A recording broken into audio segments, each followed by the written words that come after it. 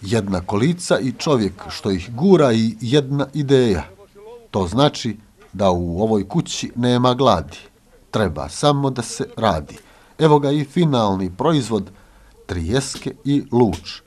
Još uvijek u neoriginalnoj ambalaži za razliku od spasilačke i originalne ideje koja se rodila u ovom toplom podrumu Drvljaniku.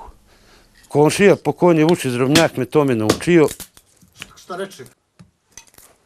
Dok on si imaš podrum, radi eto te. Tako sam ga i poslušao i od njega sam to naučio. Vještine je čuvat prst i ništa više. Najviše je to. Da bi, ako ih ne sačuvamo dalje, ne možemo raditi. Ovdje se zabijem i polako čepkam.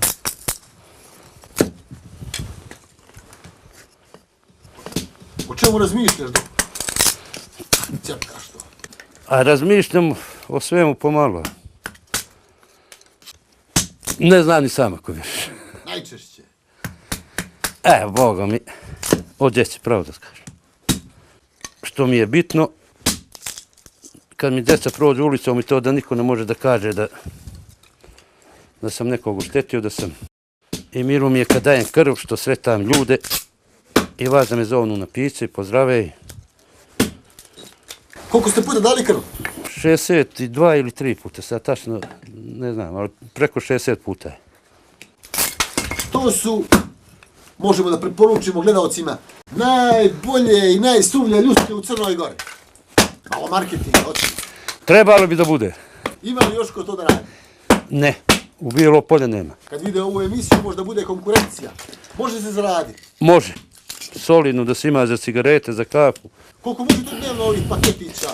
Pa 10 nisam mogao više na dan. 10, 20 eura. Lijepo dopunjen kućni budžet. Kako da ne? A penzija kući. Koliko prima vaše četvoročlano domaćinstvo mjesečno? 350 eura. Spasiše vas? Ljuske. Za ljusku spasa uhvatili su se u kući Šutovića ovdje u Bjelopoljskom naselju Nikoljac, jer drugčije do fakultetskih diploma teško da bi s 2 penzijice mogli dovesti 3 djece.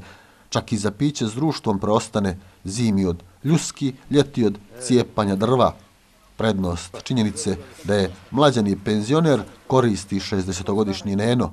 Nadajmo se samo da mu nećemo finansijsku policiju natovariti za vrat ovom besplatnom reklamom.